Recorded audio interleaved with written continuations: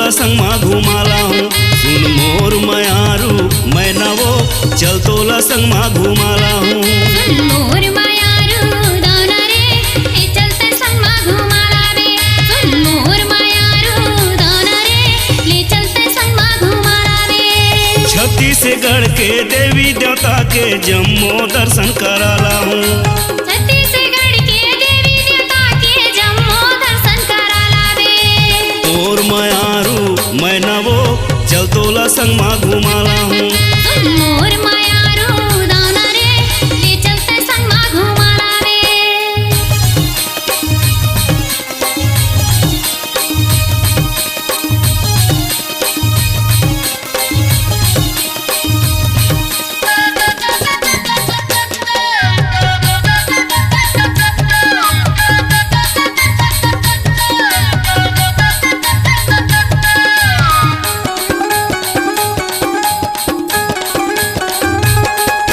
चल दोनों जाबो रतनपुर मेला महामाया देखे आबो, महामाया देखे आबो।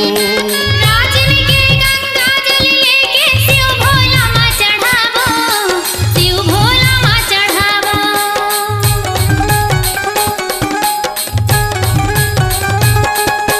चल दोनों जाबो रतनपुर मेला महामाया देखे आबो वो, महामाया देखे आबो।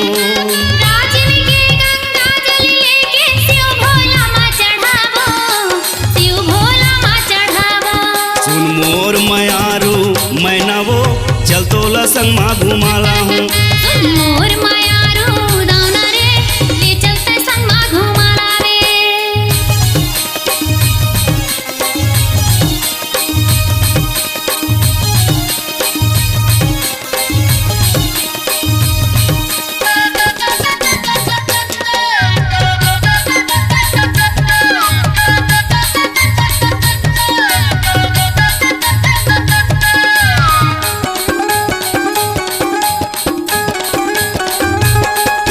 दंतेवाड़ा दंतेश्वरी देखा हूँ, रायगढ़ के बूढ़ी माई वो, रायगढ़ के बूढ़ी माई।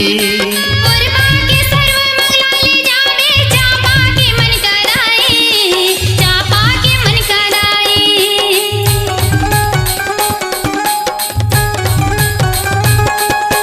दंतेवाड़ा दंतेश्वरी देखा हूँ, रायगढ़ के बूढ़ी माई वो, रायगढ़ के बूढ़ी माई।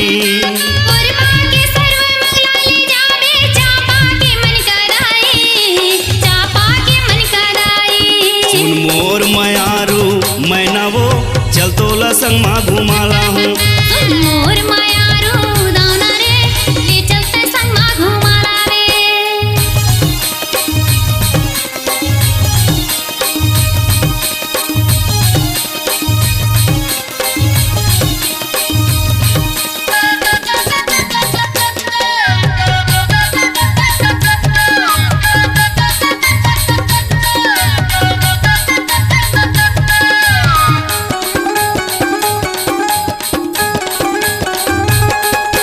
राजा भोरम देव के दर्शन करा के मड़वा महल ले जाऊं वो, मड़वा महल ले जाऊं। 5 जन्म के फेरी घुमा के रानी अपन बना ले, रानी अपन बना ले।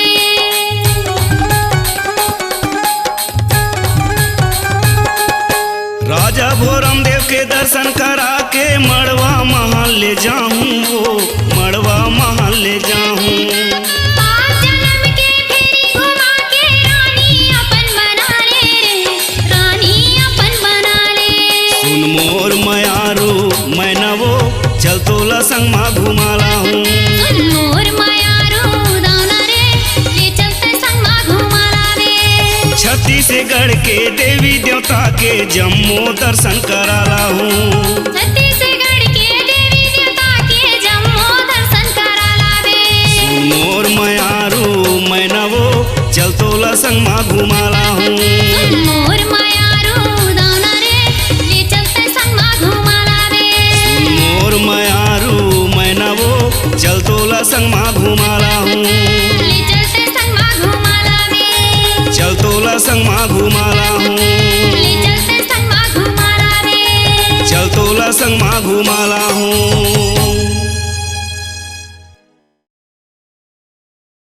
दोस्तों सबसे पहले चैनल को सब्सक्राइब कीजिए और घंटी का निशान को भी क्लिक कर लें।